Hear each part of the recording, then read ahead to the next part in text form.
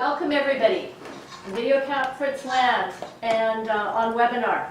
Welcome today.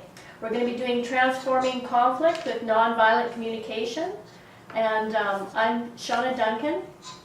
I'm going to be your host today. I'm from Cree and English ancestry. We are honored today at UBC Learning Circle to be working together on the unceded occupied traditional territory of the Musqueam people. Before we get going, I need to introduce our guests today. It's Mika, Carrie, and Mahara with us. And if you want to, in your own words, introduce yourself to all of our friends here today. Okay, I'll try to make it brief. So my name is Carrie Charnley. I'm from the Katzie First Nation, which is 30 miles east of Vancouver in Coast Salish territory. I'm one of the education coordinators for the Centre for Excellence in Indigenous Health, and I run the Summer Science for Youth program for Indigenous youth from around the province. And how we got into NRC, is that what we're talking about? Or? Just introduce yourself. Okay, yeah, that's me, and I'm a mom. I have a 23-year-old daughter who's attending UBC here, and I'm working on my PhD in education here at UBC as well, in Indigenous pedagogy and land-based learning outside the classroom, and multimodal literacy, which is basically what we're doing here today. And I'm so happy that Mahara and Mika are here with us today. It's going to be awesome. I'm thrilled. Thank you. Thanks for inviting us. I'm Mika Nanawa. I have Japanese heritage, and what can I tell you? I'm a mom of a 23-year-old son, and I've been doing nonviolent communication for about 10 years, teaching practice groups and parents, and I have a day job, and I do this because it's really meaningful for me. And that's how I met Mahara and Carrie. We should mention that we're all friends. Makes this easier. My name is Mahara Albrecht. I belong to the Tsleil-Waututh Nation in North Vancouver, but I also have roots in the Musqueam Nation, the Squamish Nation, and the Cree Nation. And I'm a counselor. I've been counseling for over 20 years and facilitating workshops. I was trained in that at the Nietzsche Institute, facilitation. And I'm also a spiritual healer, and I work for Vancouver Coastal Health at the Aboriginal Wellness Program. I've worked for them for years. I'm happy to be here. Welcome to our territory. I'm going to pass you to June. She knows exactly what program I'm looking for. Can you maybe turn off your mic? Is that possible? We can hear somebody. I'm not sure who it is. Oh, hi. Yeah, turn off your mics. Oh, that's great. Thank you very much. Right on. Yeah. Okay. So happy everybody's here today, and I guess our first question we need to look at is, what is nonviolent communication? And I'm wondering how you got involved in this. How did you get drawn into nonviolent communication, and what is it? Can I start? Yeah. Okay, so basically for me it was really simple in a way that when I started working as the manager for the Summer Science program about 8 years ago, there was a system set up to train staff, and one of the components of the training, the orientation, was nonviolent communication. And Alana Young had been facilitating that for a couple of years, for quite a few years, and then she was working on her PhD and she said that she couldn't do it anymore. So then I was kind of like scrambling, so I got her handouts and I looked at it and I sort of did a very simple version, step by step with the staff, but then that was still like on me, and I was thinking I need to learn more about this so I can really present to the staff in a meaningful way. And it just happened that I went to the Salt Spring Yoga Center on Salt Spring Island for a little reprieve after Summer Science that year, and I came across the book, Nonviolent Communication by Dr. Marshall Rosenberg, and it has like a flower, a daisy on the front cover. And I read it while I was there, and I was just like life-changing. It was just like so freeing to read this book. It was such an easy read, and it was just, I found it the first time in my life that that it was okay to have needs, because I was brought up, the society tells you to be so independent, that needs are a bad thing, that if you have needs that need to be addressed, then that means you're needy or weak or whatever. But he's saying that we all have needs, and it all starts from childhood, and basically because of some imbalance in the way the world works, has been working in recent times or whenever, for us as First Nations, due to colonization and the colonized happenings in other parts of the globe as well, there's been imbalance, and so there's still unmet needs that we've not been able to meet for ourselves and as a community and as a nation. So Rosenberg realized this and created this system. Number one, identifying what our needs are connected to our emotional states and brain chemistry and how it's so interconnected. And then I mentioned this to Mahara, and then Mahara said, oh, I've been involved in NVC for several years. You know, I know Mika. And Mika's been doing this for several years, and maybe we could have a study group. So we had a study group for about a year. We met at Mahara's once a week, and it was just like phenomenal and life-changing, and just a really meaningful experience. And I've just noticed it made my relationships go a lot smoother, my relationship with myself just being that much more nurturing and at ease. And it's just awesome. Yeah. It's about compassion. Do you want to? Okay, I guess I can. And I got involved in it because I was having some issues with my adult daughter, which I didn't mention. I have an adult daughter and 2 grandchildren. And I was talking to a very good friend of mine, and she said, well, I'll give you an early birthday gift. I took this course called NonViolent Communication, and so she gave me a copy of the book. And it's really a good book. It's very simple, very straightforward. And I really had a lot of admiration for Dr. Rosenberg and the things that he's done in his life and his courage in doing that. He's made a lot of changes in the world, very concrete changes. Like he's gone into camps in the Middle East, which is very brave of him to do as an American. And he also went into Africa and the warring tribes and worked with people, some of whom had killed family members on the other side of the warring tribes. And he just really stands up in very difficult situations and uses nonviolent communication right in the situation, and also helps people to learn how to do it so they can help themselves and their family members. And at the end of the book, it said something about practice groups, and that hadn't occurred to me. I thought, well, that sounds like a good idea. Maybe I can find one somewhere. And so I Googled it, and right away Mika's name came up, and I emailed her, and I got into a group very shortly after that. That's made a huge difference to my relationship with my daughter, to my work. I use it in my work. And it's something that I really would like to bring to the Native community, and I had prayed about that. So here it is happening, and I'm really grateful for that because our communities really, really need it. Thank you for sharing that. I'm looking at some of the comments with webinar, and because of some sound issues, they didn't all hear some of the introductions. So maybe just in one sentence, introduce yourself for people in webinar who missed out. Yeah. Is there somebody's video conference equipment, maybe the sound is on? I'm hearing some back feed. Can you just check and make sure that everybody's sound is turned off? Like the I'm microphone? hearing some squeaking. There. Oh, There it is again. yeah. Maybe somebody's chair? I don't know. Everybody sit still. Yeah. There. Oh, Okay. So I maybe hear you. everybody just check to make sure that your sound is turned off. Tell them what to touch. Make sure your sound, this is on, this is green. Yours should be red, except for when you're speaking. When they're speaking, it's green. Yeah, it's going to be green when they're speaking, like we're speaking, or red when they're not. Oh, now it's Oh, that's totally quiet. perfect. That's so Ah. great. Yeah. Okay. Yes, maybe in Sure. one or two sentences for webinar people. Okay, Yeah. so my name's Carrie Charnley, and I'm from the Katesy First Nation, which is out in Pitt Meadows, Barnston Island, Langley, and Surrey, and Maple Ridge. We're part of Coast Salish Federation or Territory, and I work as the as one of the education coordinators here at the Center for Excellence in Indigenous Health at UBC, and I run the Summer Science for Aboriginal Youth program. That's in its 28th year.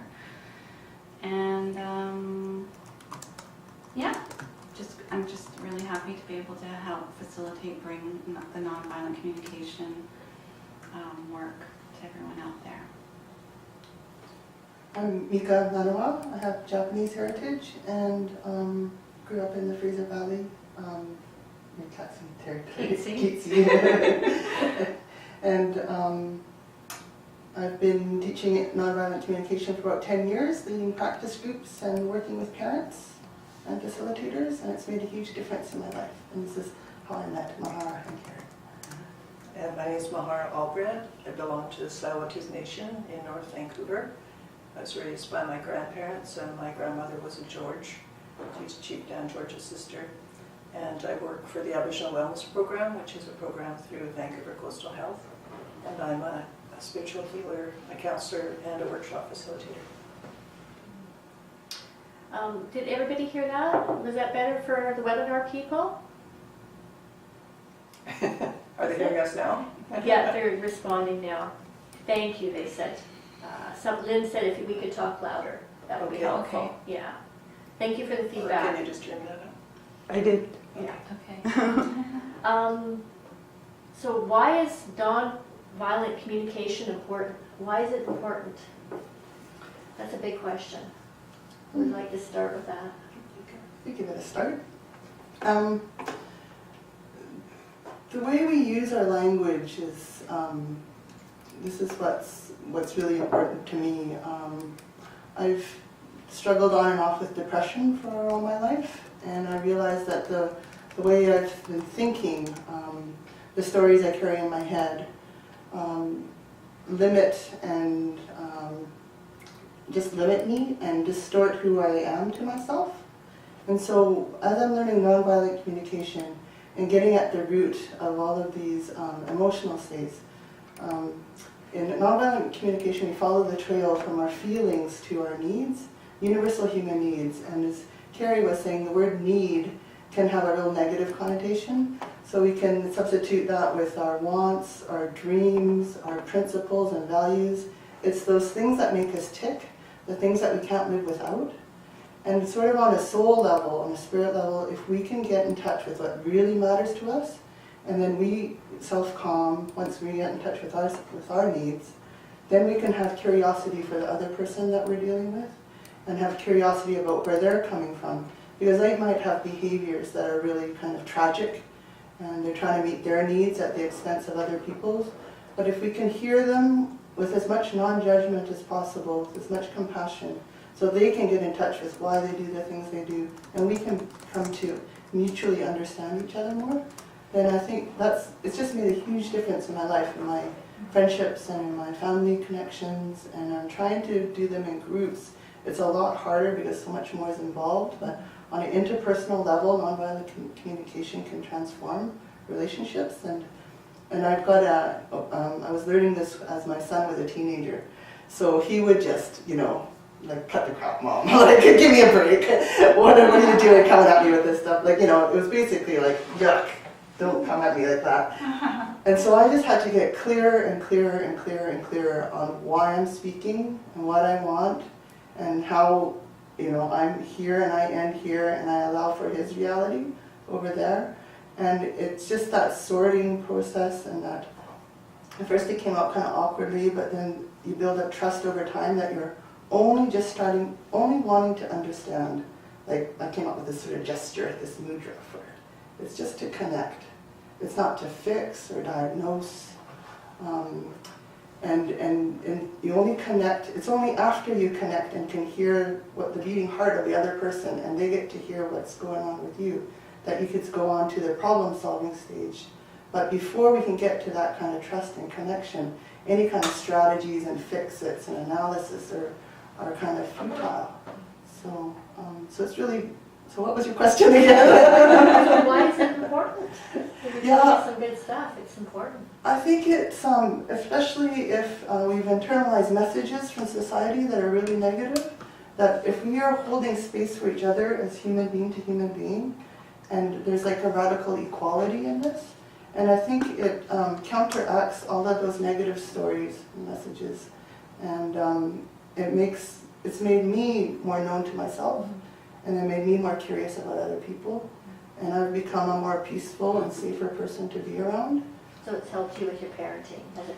Yeah. That's one of the places you mentioned. And I know violent communication. I got a master's degree in violent communication. And I have been violent physically in the past. And over time, doing this, getting together with people, just having curiosity about each other in a really open way, you develop, your brain starts to change. And you develop your stronger attachment circuits, and you let yourself be loved by human beings and be held and supported, so that eventually you can self-soothe more quickly yourself. But we really need that warm community. So this is what I'm all about now, is how to foster these warm community. And I'd love to hear your guys' responses to Why is it important to both of you? Basically what Mika said. Yeah, it's a skill, and I think it's just really important because it's like that moment, it focuses on that moment, that one want, that one need, that one maybe multiple emotions associated with that, and just listening, like Mika said, and listening to what's going on within me, with the other people. It can be somebody at the grocery store in a lineup, they could be reacting in a certain way, and it's just like, you can imply, and you can remember the steps, and eventually the steps hopefully will become organic, but just, listening to what they have to say, what might be going on for them, asking them a question that might help them process a little bit and communicate a little bit, so that maybe the environment can change somehow. Maybe I can contribute to that to make it better for them and for myself and whatever. And I think it's also been super, super important in terms of self-compassion too, and the community, being connected to the community of people involved in NVC and friendship and everything. It's been super important. And I feel like, I'm just at the beginning. And I think what was revolutionary was the brain chemistry stuff. Really makes it really clear how important it is and how it connects to brain chemistry. Brain, whatever, geography. So I noticed you both talked about the brain in it. So this form of communication, you talked about there's steps to do this, nonviolent communication, and also that there has something to do with the brain. Is there any way you guys could expand on that? Okay, I can just say one thing. It's kind of like witnessing. In Coast Salish culture, we have witnessing, and there's always a sense of never having to deal with anything alone. There's people there watching you, taking care of you, whatever you're going through, are involved in a spiritual or physical, mental, emotional level. And so with what I like about the nonviolent communication model is it's about witnessing. You're witnessing yourself, the people you're engaged with, the NVC with, are also witnessing as well, and we acknowledge each other at the end of a circle. And and then the thing about the brain chemistry that I found really, really phenomenal is that when people have had trauma as a child or any time in their life, that affects the mechanics and the chemistry and the geography of the brain. So there's this thing, I'm sure Mika and Mahara will clarify this, but in general terms, there's the prefrontal cortex and there's the limbic system, which is more primal. And so when someone's under stress, that part of the brain activates, and this part of the brain. If there hasn't been too much trauma, this part of the brain is well developed and can override the back part, right?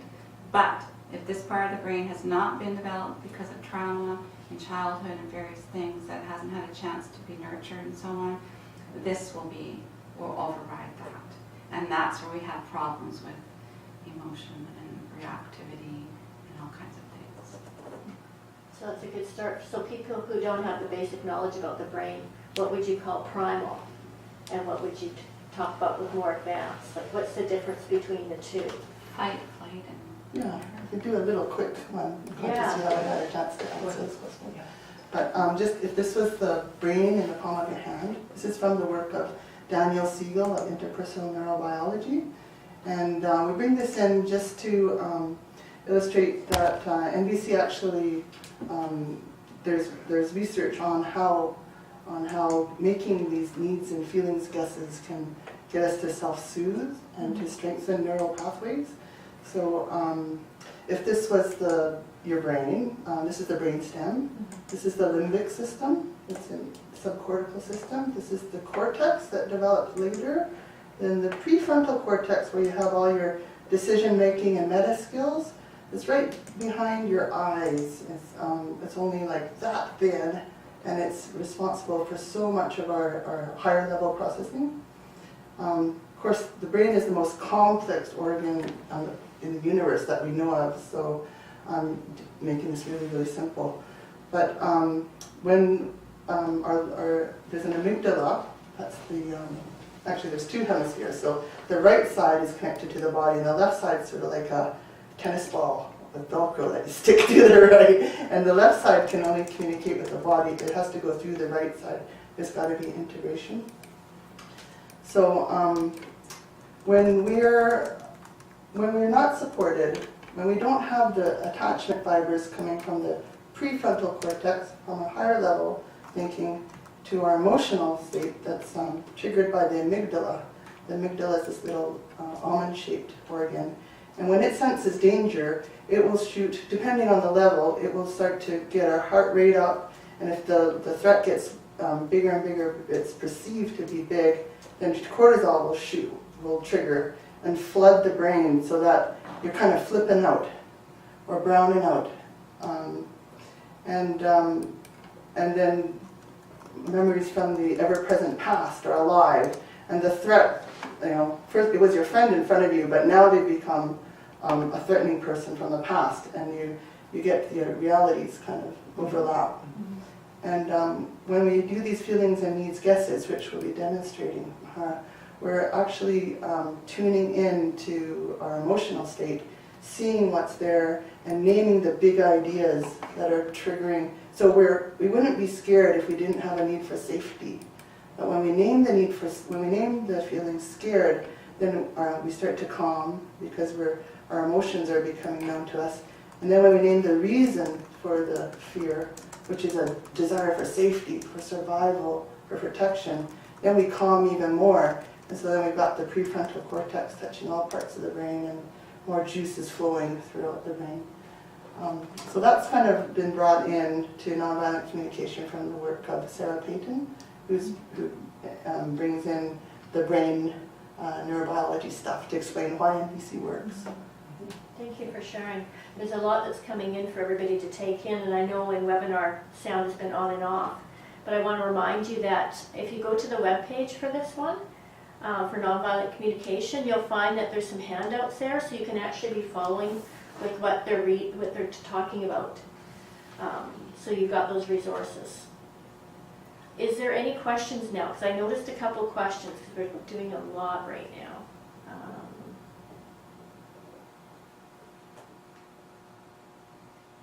There we are. Any questions?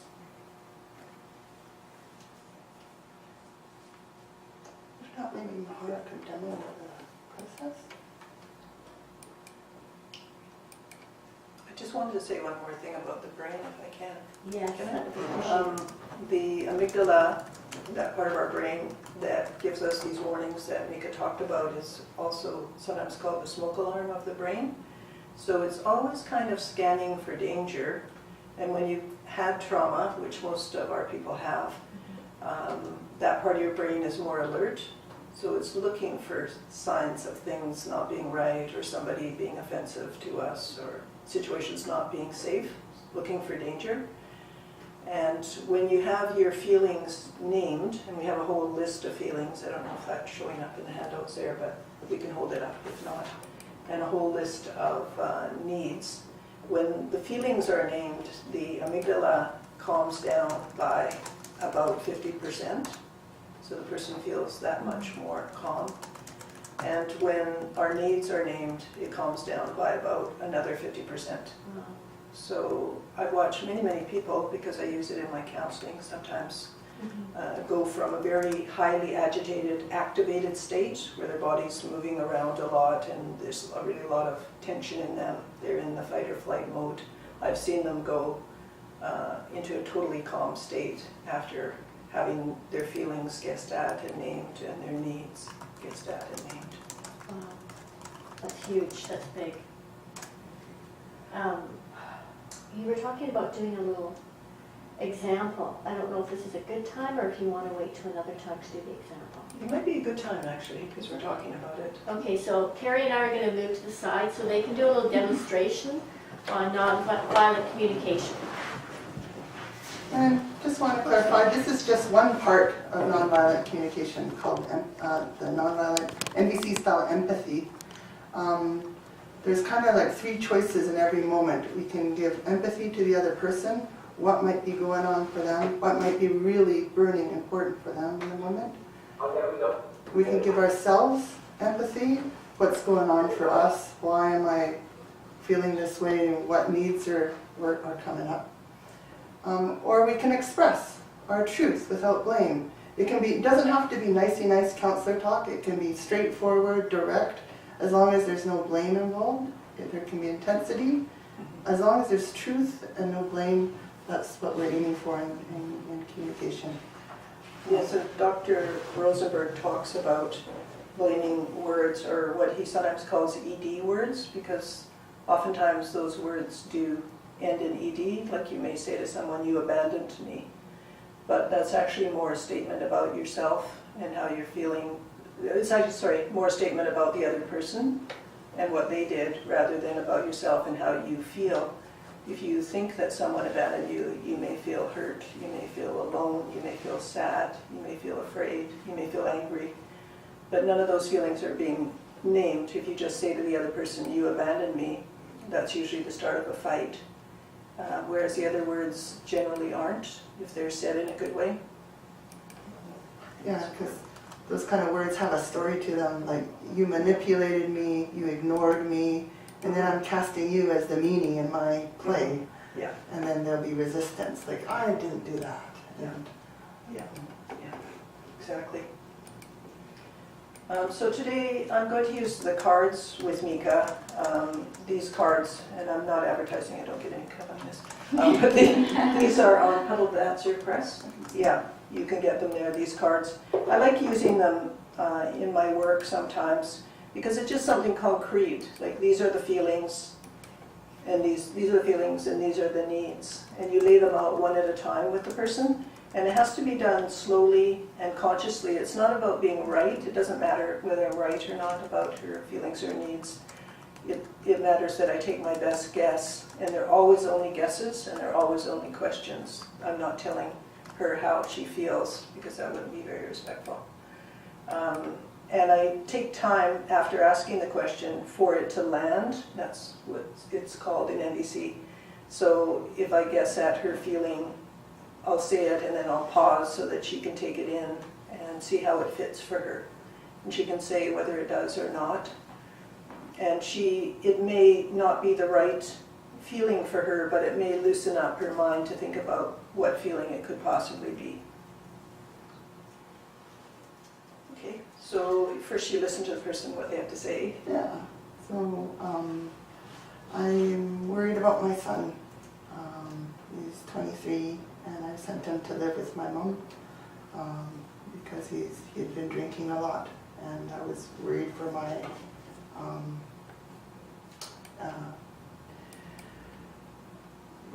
safety.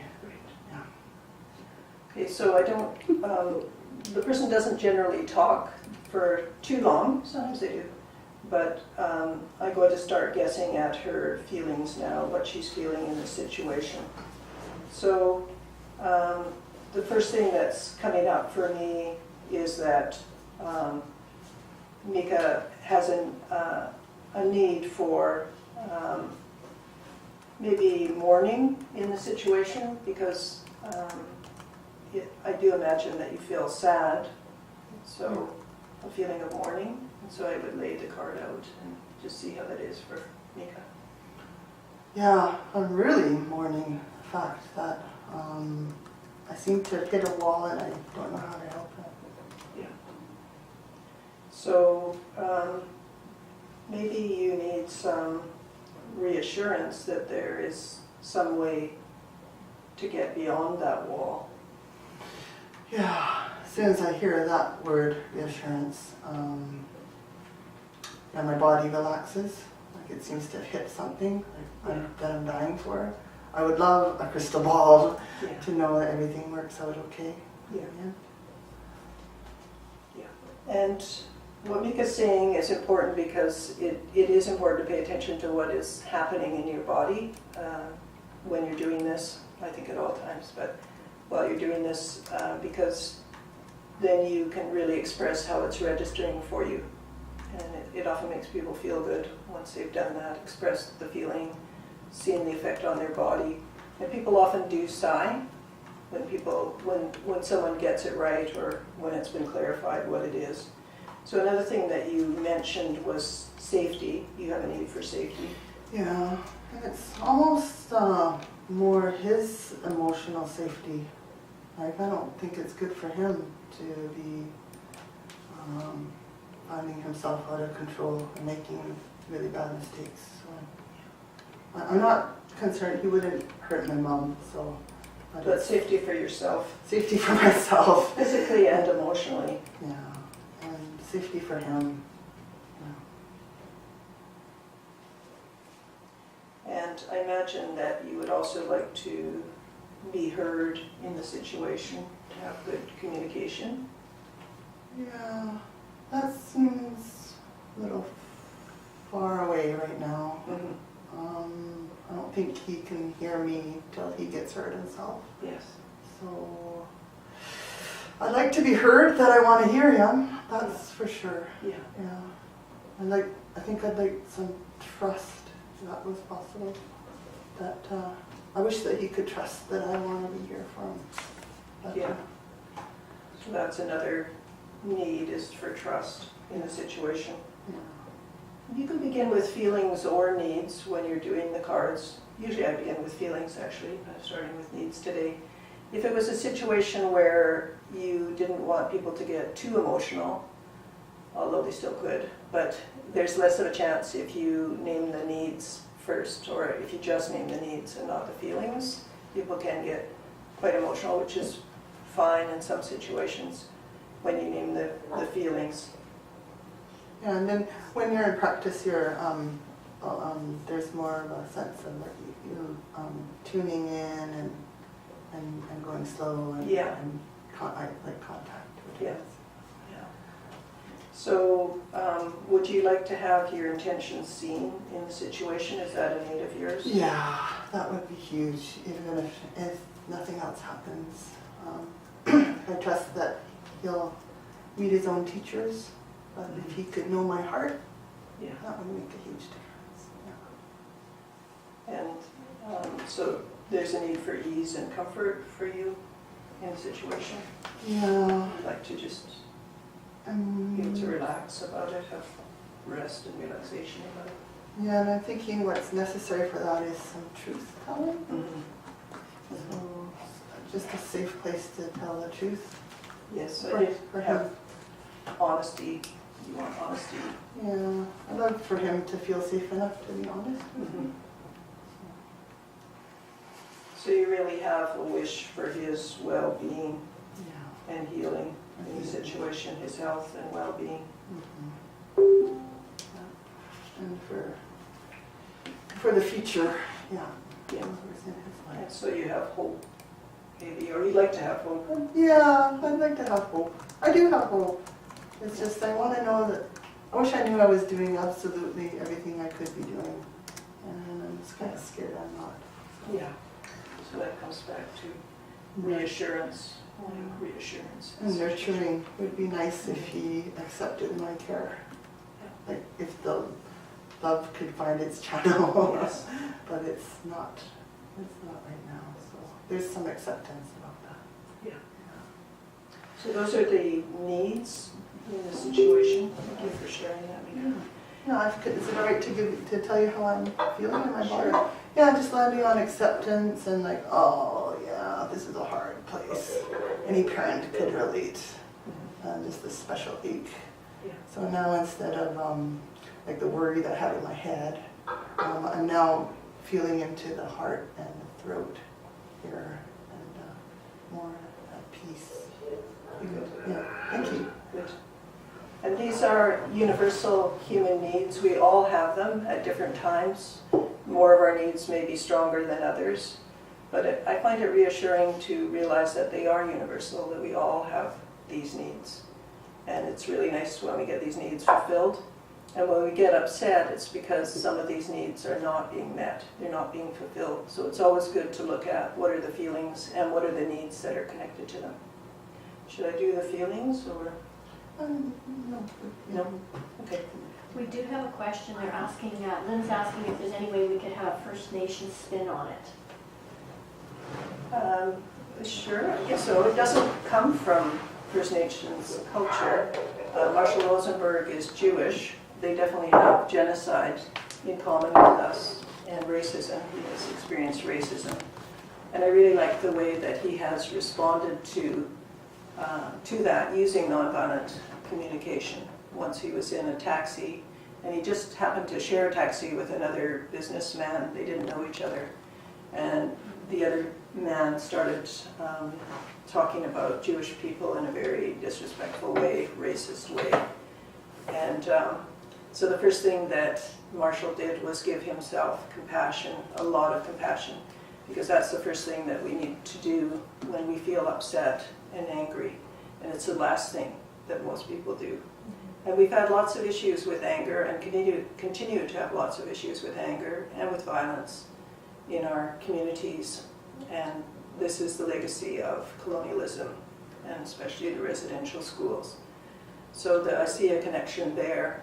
So he gave himself compassion in that situation, and then he started quickly identified his own feelings and needs. And then, because that's the way that you calm yourself down, as we were talking about earlier, you can do it for yourself. And then he started paying attention to this other man's needs and feelings and asking him questions. And when he first started asking him questions, the other man started backpedaling. He didn't want to be seen as a racist.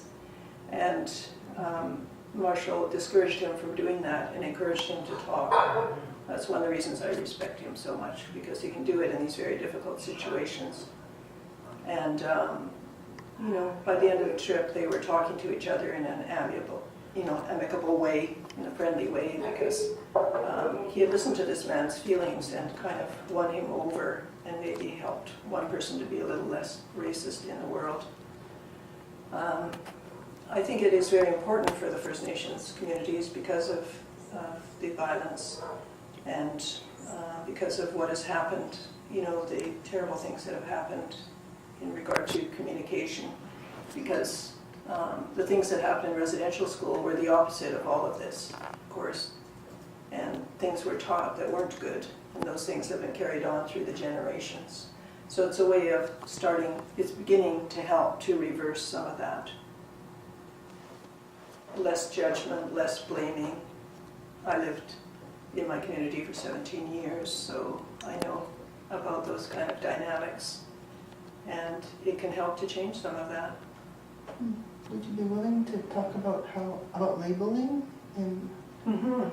Yeah, so labeling is often the ED words that I was talking about, but it's also putting somebody underneath a label and then only seeing them by that definition. I can only think of swear words right now, so I won't use that as a definition, but you might call somebody a jerk, let's put it that way. Or a racist. Yeah, you know? even that. Yeah. And then you only see them through that lens, you don't see them through any other lens. And that's a problem, because that stops communication. You don't really get to find out about them, you lose your curiosity, which is very important for communication. And your great uncle was talking about. Oh yes, my great uncle was Paddy George, and he was fluent in the language, And he was being interviewed by a linguistics student from Simon Fraser University, just a young woman, non-native woman. And she was asking him to define different words. And you will, as probably a lot of you know, you'll say the word and then you'll say the, like say cat. She would ask how to say cat, and then how do you say the cat? Then how do you say the black cat? And so they were going through the language in that way, and she asked him how to say woman, and he said woman. And she asked him how to say the woman, and he answered that. And then she asked him how to say the fat woman, and there was a pause. And I was listening to this on tape it's many years since he passed away, and I thought, I bet you cannot say that in a language, because that would be a very unkind thing to say and judgmental thing to say. And sure enough, he said, I can't say that. There is no word for that. And I talked about that with my niece who speaks some of the Squamish language. And she said, yes, because you'd probably say the healthy woman or the wealthy woman or some other kind of term. You wouldn't say that. And I think in the English language, I know in the English language there are many, many judgmental words. It's a judgmental language. And that has been passed on to us in different ways, and then we can have that kind of language with other people. And it's fighting talk, really. And we have way too much of that going on in the communities, fighting and blaming and judging. And so this is a way out of that. Thank you for sharing that. I really appreciate that. I want to look to people in video conference. Do you have any questions or comments that you'd like to share with us? Just unmic yourself. Turn yourself green. We'd love to hear from you.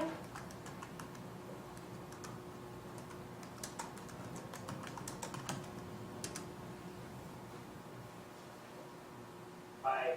Hi. My name is Tim. I'm a home care LPN in Lake Bevy Nation. I was wondering if perhaps maybe we could discuss more examples of actual violent communication. What's considered violent, and maybe how to count to 10, or how to not even get to that level. Like I'm looking at this as trying to find maybe a pragmatic way of dealing with the way I engage people on a daily basis, so that I'm not offending people or I'm not creating wounded or bruised people with what I say. So I'm looking to this, I kind of need more examples of how to correct and how to properly communicate with people so that I'm not classified as a violent communicator. Is that okay? Thank you. Interesting. Yes, it's a good question, and it's a good intention, I think. So, well, the first thing is that we talked about was earlier was paying attention to what's happening in your body, and oftentimes people don't do that, and our body never lies. It's a good gauge of how we're feeling, what we're needing, what's going on with us. So just paying attention to your body, number one, and so that is stopping the action, because what happens when people get angry is everything gets speeded up. Your body language, your heart rate, your movements, your speech gets speeded up. So if you stop and tune into how you're feeling inside, it stops all of those other things from going on in that moment. It slows you down, gives your whole body and mind a moment to bring yourself into the moment and not go racing ahead into what you're going to say to that person. And then having self-compassion, as we talked about earlier, feeling empathy for yourself, which is something that we're taught as children. It's very important to teach children, and oftentimes it isn't taught. It's taught by example, and it's taught by being empathetic to them, and they're very responsive to that. So it doesn't matter whether it's a child or an adult. If you empathize with their feelings and with their needs, they will calm themselves down. I remember using it with my grandson once when he's very upset. We were playing a game, and I guess I didn't understand something he was saying, and I thought I did.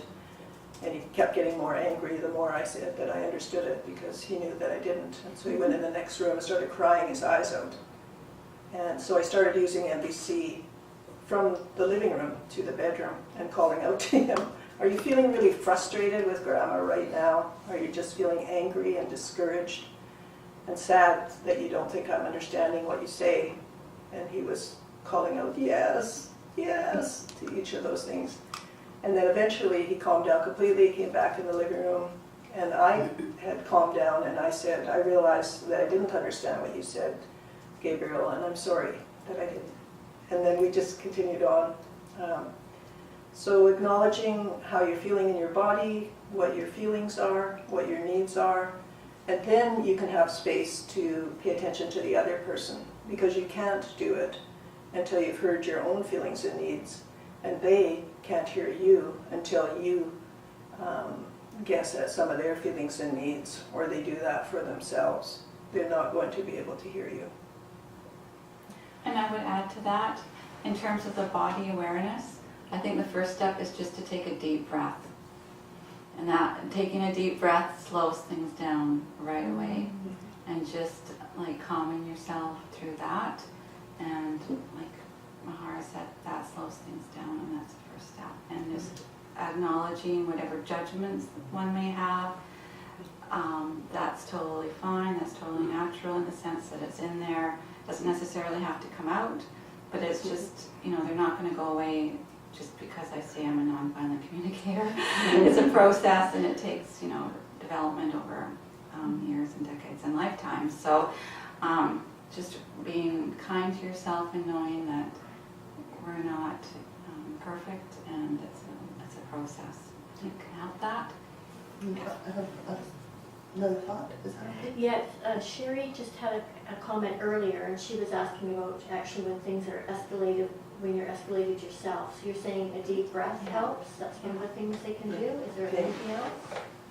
Paying attention to what's going on inside your own body and having self-compassion, naming your own feelings and needs. Okay. And Lynn has a couple comments. Is there a way that we can apply it to the natural, spiritual, and how does it apply to our laws? And what I think she's looking at is how is it culturally appropriate language? Like she's trying to tie it in with Indigenous ways. I think Right. that's what she's doing with some of her comments she's asked. Is Well- that right, Lynn? Oh, there she's typing. Yes. Okay. It fits in very well, very, very well with the law of respect, because it is respect for yourself, and it's definitely respect for the other person. So you're not judging them, you're not labeling them, you're not assuming anything. You're really taking the time, which is another one of our values. You're taking the time to listen to this person and give them your time and your respect in doing so. So I think it fits in very well in that regard. And connected to that is relationship, Mhm. because that's fundamental to our ways. Is that the relationship is the most valuable, the priority, right? Having a healthy relationship. So it establishes that. She says thank you, explanation mark. Yeah. I also think that it's a spiritual practice. That's rarely talked about in regard to NVC or in any of the groups or workshops, but there was something published on that. What was it called? The little Spirituality of enemies? Yeah, the spirituality of NVC. And, we are a spiritual people, and it is like love in action that you're doing with it, and you are listening to the other person, which is also traditional to be able to do that, give the other person the respect of listening. So it fits in that way as well. And I think it's also, I don't know if this is necessarily part of the cultural answer, but it also recognizes that your emotional state and another person's emotional state aren't necessarily interdependent in one respect.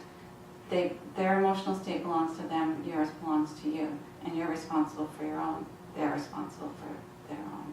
And so what NVC does, it creates kind of a bridge to understand the other person's, each other's, without taking each other's on, basically. And also the value of integrity, because it's an honorable thing to speak your truth in a good way, and to also listen to other people and to hear the good things that they have to say. I could add something. It was about structural power and the bridge idea. If we're, the impact of our words can be all that more heavy when we have more structural power going into a place, when we're a worker being paid to service clients, any kind of where there's a power imbalance. Being careful with our words in those moments is crucial. Anything can be interpreted really quickly. Within 14 milliseconds, our alarm bells can be off and ringing, we can be reacting. So if you, bringing NVC in to those kind of situations, if you're, show some vulnerability of yourself as a human being in a moment, referencing the body. It's like, hold on a sec, I just need a moment to catch my breath here. Inserts your humanity into the equation, and if you're just keep on asking and trying to get where the other person's coming from, and just in a very respectful way, just say, you know, can you be patient with me? I'm just really trying to understand what it is that you're wanting me to get here, and that kind of inquiry and curiosity and openness will build trust over time if you're sincere and if it's from a place of respect. Right. Yeah, I agree with that. Sherry's asked a question because she said that the sound went in and out, so she's not sure if she missed some gaps, but she wanted to ask a question. One of the challenges that is sometimes people that are in great need are asking for something you feel challenged to give. There is a lot of need in recovering communities. So how does NVC address the communication when we are feeling stretched? Well, I would say it applies to everything. So you would give yourself compassion, and you would identify your own feelings and needs, or have someone else do that for you, preferably in a group. You know, a group for the service providers could be beneficial, so that you fill yourself up, because we can only give from our overflow. You know, if a glass only has a little bit of tea in it, like my glass, you can't give from that. I've seen this analogy before. Even if it's fill up to there, you still can't give. But when it starts flowing over, that's what you give from, is from the overflow. So it's very important for people to fill themselves up, and I know that is difficult in some of the communities for sure. It's easier down here in the city. But it really is necessary to do somehow, to fill yourself up before you can give to others, and to support each other. Thank you. Any other questions on video conference? Because we had one question, but I don't know if it was answered the way that you liked, and if it made sense, or if you had more questions. And down at, yeah, just undo your mic if you have any more questions or like to comment at all.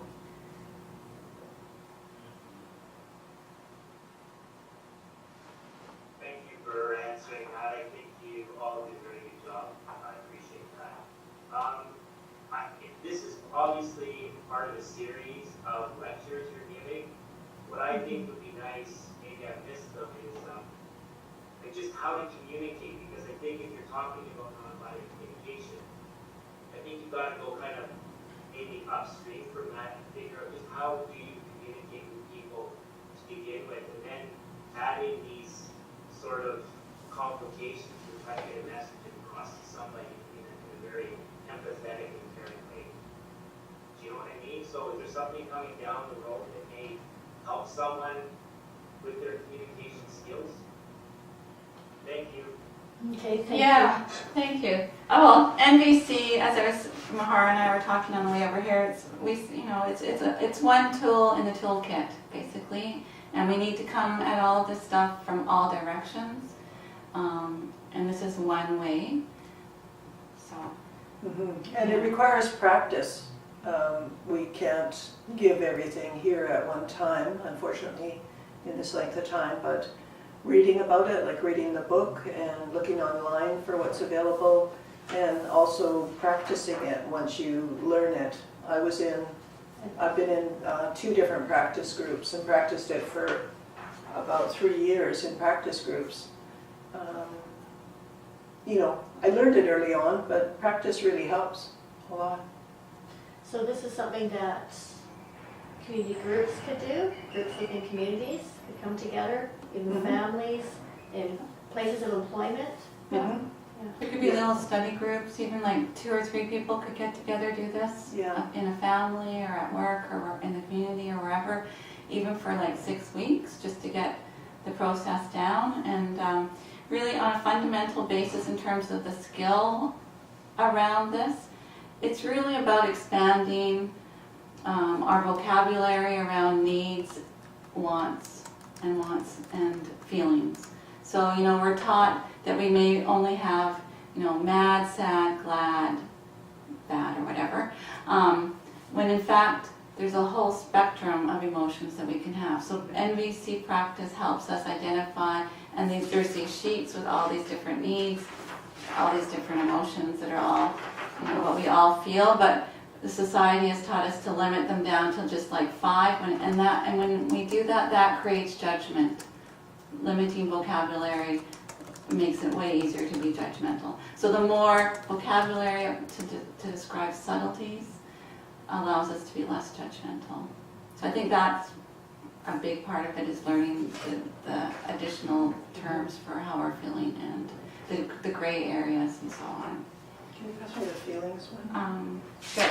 And these are all downloadable on the CNVCA website. The Center for Network. CNVC.org. Yeah, cnvc.org. And there, Center for Nonviolent Communication. That's what it's called. and there are both feelings when your needs are not satisfied and feelings when your needs are satisfied. And when you take these guesses for other people, they really feel understood. That improves communication immensely. And like what Mika was talking, I asked her about all these different needs that she might have, and she identified them. But I could have also done feelings, like I could have said, I imagine that you feel very vulnerable in this situation. And then she would say yes or no after that landed. And I might say, you know, I imagine that you feel kind of maybe guilty in regard to your parenting or how things went. You know, it might not have been your fault, you still felt that way. Yeah, and when you're asking me the questions, then that gives my brain a chance to go in there and figure out what is happening and get in tune with myself. Mm-hmm. And the more self-connected we become, more understanding we are of our own responses and of the landscape. It's really multi-layered, and when we get to know that about ourselves, it's so much easier to relate to others and to have them trust us in our company. And if you're feeling really angry in a situation, one thing Carrie mentioned was the subtleties of the language. It's really good to identify specifically how you feel. Like if you're feeling angry, you might be just feeling dismayed. That's not too strong a word. Or exasperated might be the right word for how you're feeling in that situation or how the other person's feeling. But it could go to the extent of feeling enraged. So you'd ask yourself that, or ask the other person that, are you feeling enraged in the situation? And as we said earlier, just naming the feelings can calm you down. Naming the needs can calm you down. So that would really help with communication. Because when you're really, really angry with someone else, you can't communicate well. All of what Mika talked about earlier, of what happens in the brain, and all when you get into fight or flight or freeze or collapse, all of these chemicals are being released in your body, and especially for fight or flight, your whole body is only geared for fighting, either verbally or physically. And so, yeah, or running away, either in your mind or physically. So those aren't very good. That's not a very good place to be for communication to happen. And it Right. shuts down that frontal cortex. Yeah, Right. exactly. And I do have Lynn asking, they're going through a crisis in Saskatoon, and wondering if there's, how do they get a hold of you? How do they get started? Is there workshops? They're just asking where to start. That's a big question. In Saskatchewan, I'm not aware of any groups, but I'd be happy to have Skype sessions. If there's a community, a pod of 2 or 3 people just wanting to do this, I'd be happy to get them started and meeting over Skype. I do this for free. I have a day job, so Oh, wow.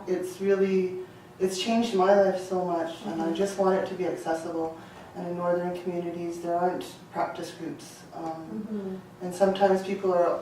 It's awkward to talk about your own family situation when you're in a close-knit community where everyone knows everything. So, if there's, I believe in the power of the outsider in terms of like, I could be. It's a place where people can tell their stories without judgment and be heard. So if there are pods of people wanting to learn this, be happy to support them so that they can keep their own practice group going. And how will they contact you? I have my email on the website. Oh, perfect. So check And it's the also on website. our website. On your website, Yes. yeah. So both websites. So you can check our website where you registered and also on theirs. Yeah. And you can see the picture, the image of the book also, Nonviolent Communication. It's the Daisy book for those who are doing webinar. Yeah, I would recommend. Oh, there it is. I see it. Somebody has it out there. Yes, Lake yes. Can Ravine. you hold it up for us, video I conference think that's the lab? workbook. Oh, All right. oh, thank you, thank you. That's a great book. Yeah. All right. Speak Yes. peace. There are Wow. there are many publications by Marshall Rosenberg and also his students and teachers. And, okay, I guess we better go on to the next question. And how do you use nonviolent communication in your life? Because we're looking at 22, so yeah. Well, for me, I use it whenever I feel upset. I just automatically, I have the list of feelings and needs. Those are really important to me. I always have copies of those around. And I go to my journal and I write down all my feelings and all my needs in the situation. And then if I'm going to be communicating with somebody, if it's an issue that I have with someone, I will underline just my basic feelings and needs, the ones that are most important for me. And then I will relay that to that person. And I may also look at their side of things before talking to them and what they may have been feeling and what they may have been needing in the situation. And communication can go a lot better. I mean, you can always only do your part of communication. The other person's going to respond however they do. But when you use these kinds of tools, it makes it more likely that things will go well. I'm a ranter, so not a lot of people can hear me in my full-out ranting, so I will often just type it all out, all the things that uncensored, whatever I want to say, just all the labels, all the judgments, all the stories, and just type it all out, and then my body relaxes. And as I read them, or I send it to an email to a friend, and they'll make guesses as to, oh wow, are you just so incredibly outraged? Do you need a sense of understanding? And they'll come up with guesses. Or I can see in my freaking out that, oh, I was just really feeling helpless and powerless, and I must really, really just want to be heard and have some trust.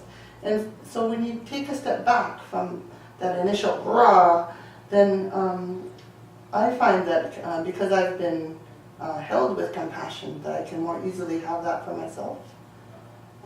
So I use that personally. And then when I can get to really like what it is I want, because NBC has, we haven't talked about yet, is this portion on requests where you're really clear on what you want and what you're proposing to people. So when you get really clear with your proposal, like, wow, I would just love to be part of a household where we're just aware of each other, and we want to pick up after ourselves because it would be easier for everyone else. And if you kind of flesh out the dream and invite people to join you, that's a much more empowered place than to tell them what they're doing wrong and how they can change. So I'll use that way too, is to get in touch with, well, what would the ideal thing look like, and how can And I'm sure other people want that too, so how do I communicate that to them and ask them if they're interested?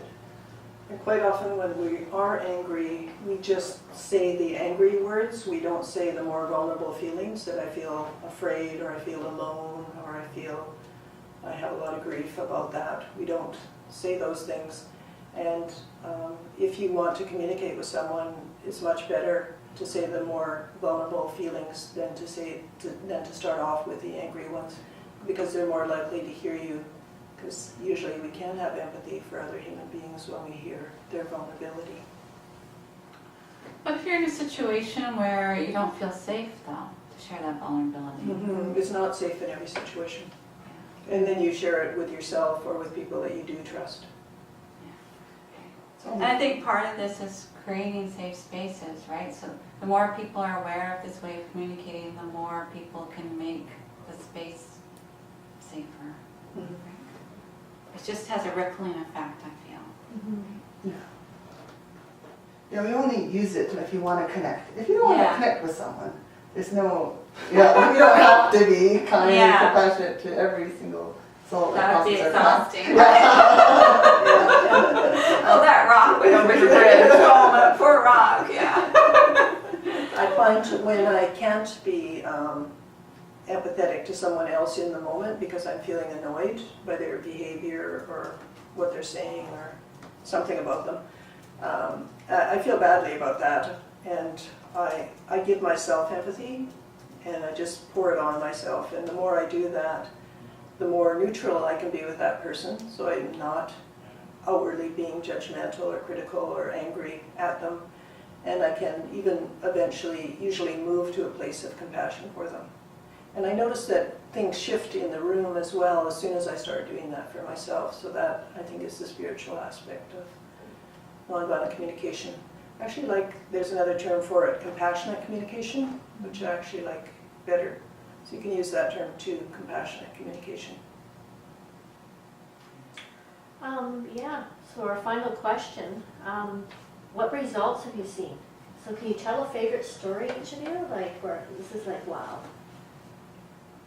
Give us some hope, especially in communities. Is there any community examples you could give? Workplace examples, family examples. Well, I think it can be used in not being reactive to, there might be some crazy things going on in the community, and some of it may be geared towards you. I know in one situation I was definitely being scapegoated, and I understand that process. It's about pain, that other people are experiencing pain and they can't, they don't want to feel it, and so they put it upon someone else and they move into the blaming mode. And blaming is a very human thing to do, but it causes a lot of problems. One of them is that you don't change yourself as long as you're blaming other people. It's convenient. It would be nice to be able to just blame all our problems on someone else. Some people do that. But it's unproductive because you don't change, the situation doesn't change, you just alienate the other person. So if you're in that kind of situation, then number one, you have to have compassion for yourself, and then identify your feelings and needs and do the best that you can for other people because they are suffering too, or they wouldn't be having that kind of behavior. And again, a lot of that is the legacy of colonialism and residential schools, their negative behavior. I think it's helped me in my interpersonal relationships when I've practiced it. Definitely, just stepping to deep breathing, stepping back, having some self-compassion for myself, and then just listening to the other person, and just sort of being very present to their emotional state and what their needs might be, whether they express them or not. Just being cognizant that they do have needs and emotions that are going on for them right now, and maybe asking a few inquiries about that. I think just asking how you're feeling or what's going on for you, and just listening, that in itself is de-escalating and is going to change the dynamic and the environment for that person, and that's effective. And I think there's results that come from that place onward. Whether they're ready to divulge more or whatever. Yeah, and just trying to be a role model and practicing this. Yeah. And I think even if someone else is being negative towards you, they're using a judgmental word on you, you can use it to allow yourself to be curious and to think about what their feelings and needs are. So if someone says that you're rude, for example, that's usually a communication stopper there. You don't really feel like keeping on talking with them when they say that to you. But what you can do is say, well, I wonder if you were feeling hurt when I said what I said or did what I did, or if you were feeling discouraged about the situation, or if you were feeling frustrated with me at that time. Then the communication can keep happening. But if they say you're rude, you just close down or you call them something else, because it can be a label as well. So it can keep the communication going even when it's difficult like that.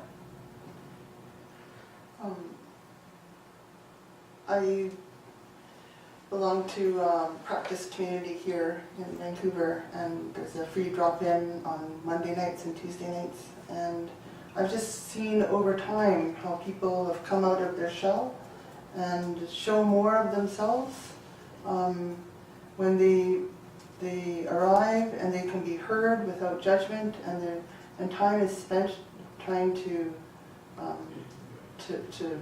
create a space where they can open up rather than close down.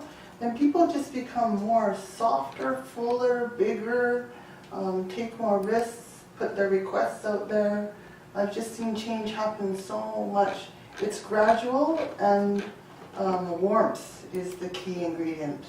Being held and received with warmth and openness changes everything. So I don't have dramatic stories to tell.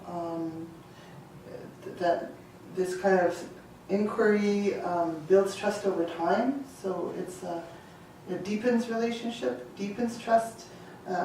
Doesn't cure everything. Your relationships can still be really rocky, but there's a way that you can hold yourself and the other within them with more grace and kindness. So that's how I would answer your question. I like what you had to say about warmth, because I think that is really important. And one definition of intimacy that I've heard before that I really like is that intimacy is honesty. But bringing in culture, you have to also have kindness with it. You can't have just honesty on its own. You have to have kindness together with it. You can't have just one or the other. Too much kindness sometimes without enough honesty doesn't make for good communication. But if you are able to share your feelings and needs with someone in a very honest way, it can help to bring about intimacy. And Sherry's asking about the drop-in practice group. So it's here in the Lower Mainland, and how, again, would they email you to get more information? Yeah, it's in East Vancouver near Commercial and 11th. It's at the Pacifica Treatment Center. They just allow us free space to meet on, and yeah, they can. You can also Google East Van Compassionate Communication Community. Okay. Is there a way for people to Skype in and watch or join you, or how does that work? This one's just in person. Okay. You know, we can create these. We can try and create these rooms for online places. Okay, so if people are interested and they're throughout BC, even if they're in isolated communities, they should contact you, and maybe you can connect and form groups Yeah. online. And if you're interested in starting up something in your own home community, you could help mentor process. You should be getting a lot of emails. I would love it. I don't know what I'm not involved with that program, Uh-huh. but the Aboriginal Wellness Program is here in Vancouver, and myself and two other counselors who have an Aboriginal background do counseling there. I do spiritual healings there as well, and we have other programs. We have therapeutic groups that go on, and I do use this in my practice. Yeah, we don't serve the communities, unfortunately, at least yet, but if you're in the Vancouver area, you can use us as a resource, and it's free to all Aboriginal people. Okay, well, thank you very much. I guess one last call out for any questions before we go over what we have coming up. Is there any more questions in video conference land? Or any comments? Anything you want to share?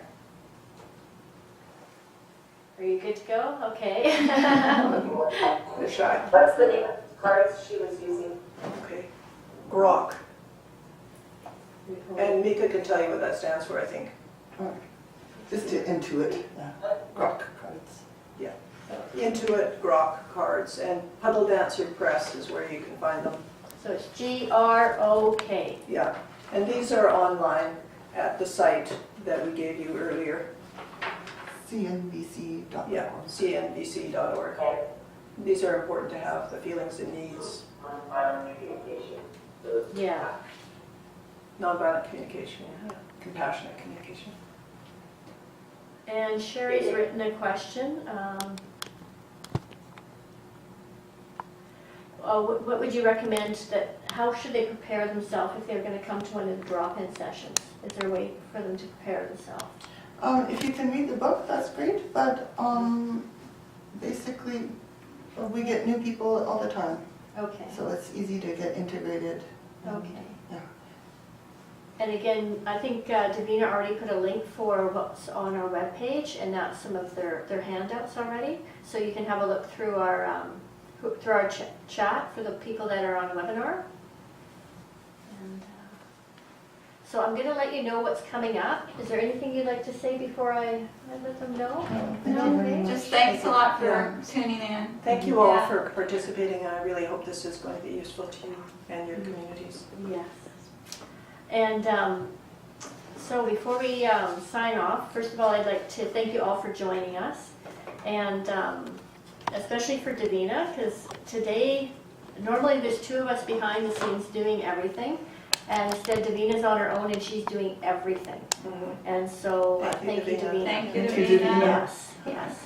And we have some more sessions coming up. We are going to have one on Indigenous ways with co-occurring disorders, and that's with Ernie and Cardinal, and that'll be February 23rd. That should be exciting, and we're looking for communication and dialogue and sharing with that one. So that's about co-occurring disorders. So that's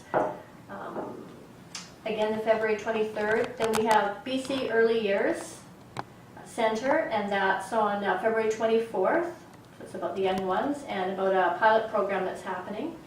Then we have the Dudes Club coming up. That's March 2nd. And then we have Mark Point is going to be talking about his dissertation on Aboriginal student success. And I'm really excited about that. I've been talking to him, and it sounds like something that's just on the surface about Aboriginal student success, but it's actually very layered and very deep, and it has to do with community healing. So that's going to be March 8th.